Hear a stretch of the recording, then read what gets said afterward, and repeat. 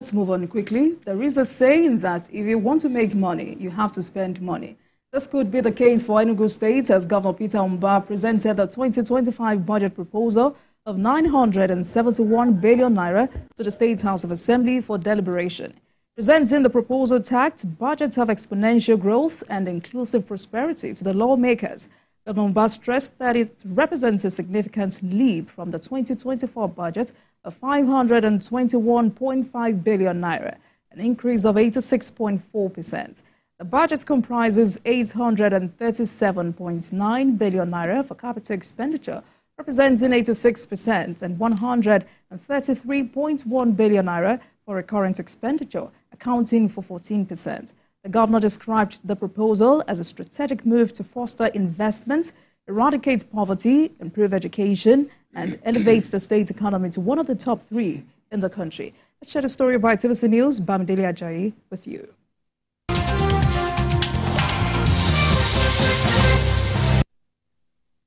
Governor of Enugu State Peter Mbah was granted access to the annual chamber of the State House of Assembly to present the 2025 appropriation bill for consideration. The governor seized the opportunity to explain to the House how the 2024 budget was spent. We are developing model secondary schools across the 17 local government areas of the state. We have also commenced work on the reconstruction of our technical schools across the state. After extensively reeling out his government achievement, the governor went ahead to present the 2025 appropriation estimate. Tagged Budget of Exponential Growth and Inclusive Prosperity with capital expenditure of 837.140 billion naira, an 86.4% increase from the 2024 revised budget, with recurrent expenditure at 133.140 billion naira, with 88% implementation of the 2024 revised budget. We are proposing to the House of Assembly today a budget with a total envelope of 971 billion 84 million. This represents an 86.4% increase from the 2024 reordered budget. The Speaker of the State House of Assembly promised that the House will give the bill the accelerated treatment it deserves. You will understand that what we are witnessing in the state is not rocket science, but the result of a well-prepared, visionary leadership. Enugu indigenous applaud the governor for his innovative programs in education, health, security, agri-development, among others. In the next few years, you will see Enugu State, the human capital index of the Enugu indigenes will increase, and that will translate to economic growth and transformation. The breakdown of the 2025 budget includes 88% implementation of the previous budget, proposal of 971 billion naira, where education goes about 320 billion at 33.2%. IGR will move from 144 billion to 200 billion, and the state is projected to launch an Enugu Air. The multi-year budget estimate from 2025 to 2027 crashes recurrent expenditure by 14% at 133.1 billion naira, with capital expenditure increased to 837 billion naira. Bamidele Ajayi, TVC News, Enugu.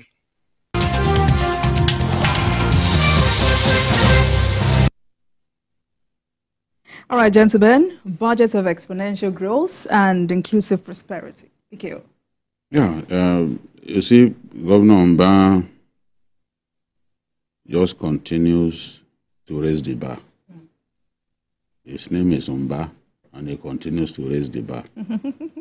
So that's really poetic, and in every way, is pleasing to the ears to hear some of the things that this man is doing. I was in Enugu for the media chat that we had with him some months back, and I saw the security complex that Mbah was building. It's a huge building where you could track what is going on in all the local governments of the state, real time. I've seen states implement this kind of thing. I saw it in Kano. I saw it in Zamfara. But I can tell you what I saw, and they have not come to the end of it. What I saw in Enugu, no state in Nigeria comes close. Even Lagos? Yes. Oh, wow. What I saw in terms of the infrastructure, yes. Kogi is doing something like that too. Now, inside the government house, there's a place that they built where the governor can monitor real time what is going on. That of Kano, I sat there inside the governor's office and we saw vehicles moving along the road that leads to Jos, this Falgore forest. You know, Falgore forest used to be inhabited by bandits before they were chased away, and a military base was built there. So today, Kano does not suffer the kind of banditry that we see in other places. But it was interesting that a governor could sit inside his office and by simply pressing a button, is seeing vehicles moving along Falgore Road, so far away, several local governments away. And it's a sort of thing. But in the case of Enugu,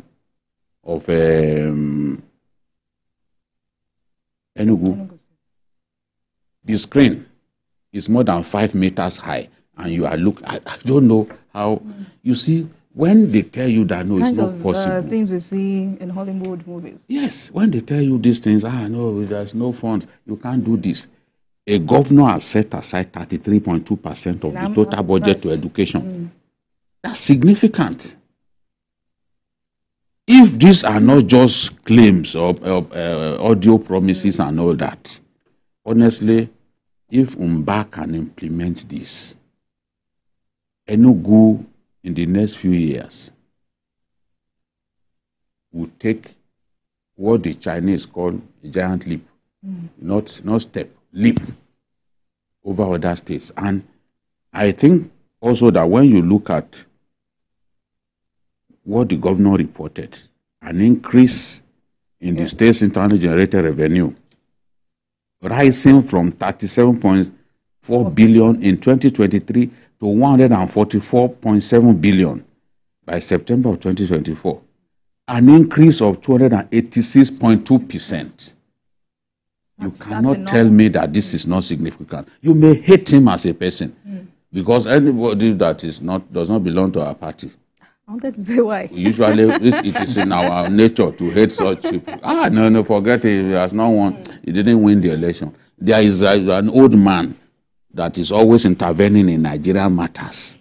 Old man. I remember when I was in the news, he granted an interview to Temple. He said the Kudirat Abiola way, that within 1 year it will be washed away by rain.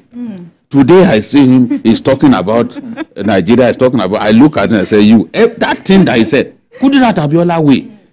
And we were promised that road, you will not see a pothole on that road until after 20 years. I can tell you today, that road, there is no pothole on it. Since 2000, not one.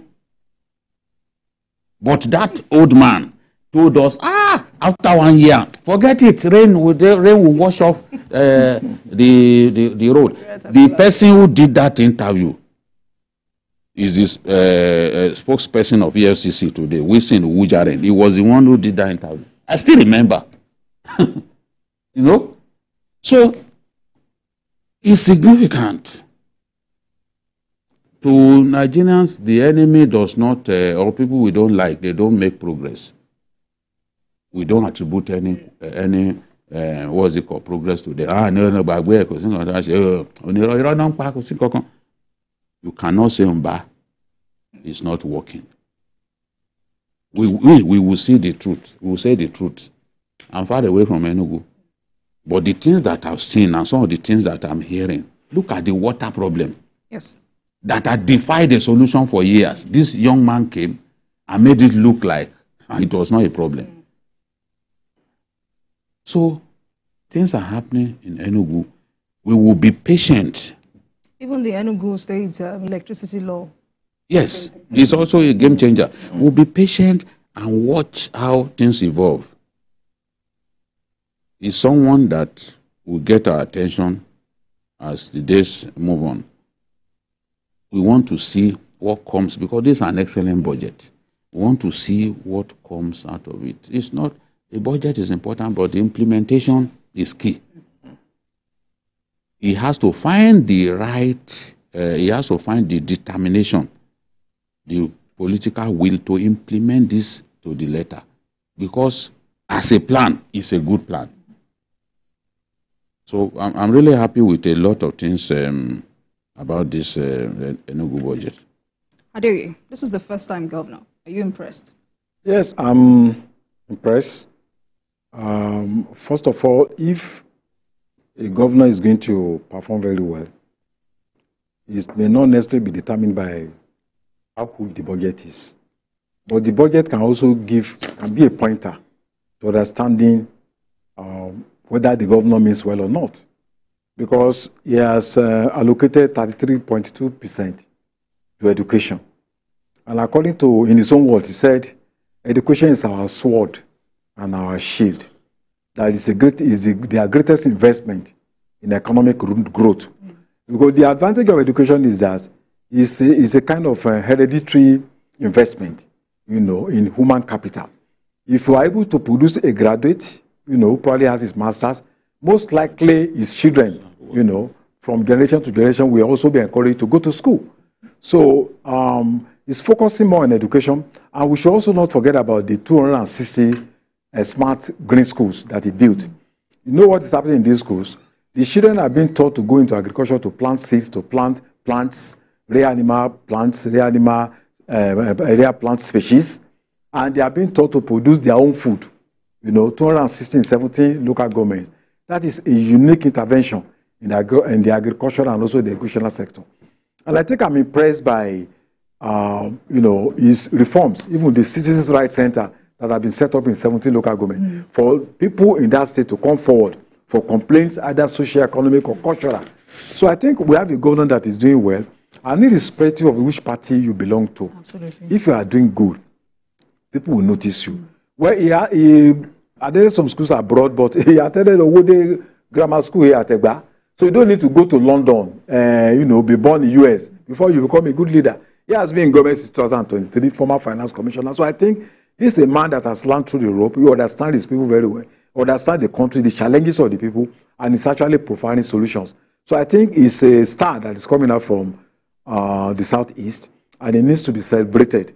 You know, his actions, his words are translating to actions. And I believe that it's just, it was born in 1972, so he has a long way to go. We can see he remains an asset that can be beneficial to the country in many areas. So I'm really happy for the people of Enugu State. And I'm glad that we have a very good governor who understands the problems and who's also providing solutions to the challenges of the people that live in that state. All right, okay. You would always say governance is not rocket science. It takes a thinking governor. Yes. What do you think other Southeast governors can emulate from this? A lot. A lot. This is a man who clearly came in with a plan, because we all knew that water supply was a big problem in Enugu. And the way he just moved in and tackled that problem, that is what set him apart. And it's possible to provide public water supply for the people. A lot of us, we produce our own water, but government can produce, can guarantee water supply. When we were growing up, it was public water supply that I didn't know anything about a borehole until I got to Kaduna and Kano. I didn't know about borehole. We switch on our tap and water begins to run. Public water supply. Until I went for youth service and I went to the north, I never knew anything like borehole. You know, but today, many of us, even in Lagos here, how many people use public water supply? So states governors have a lot to learn.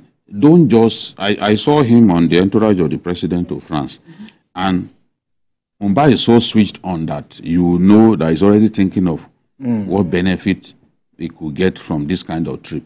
You know, he's a business man and so focused.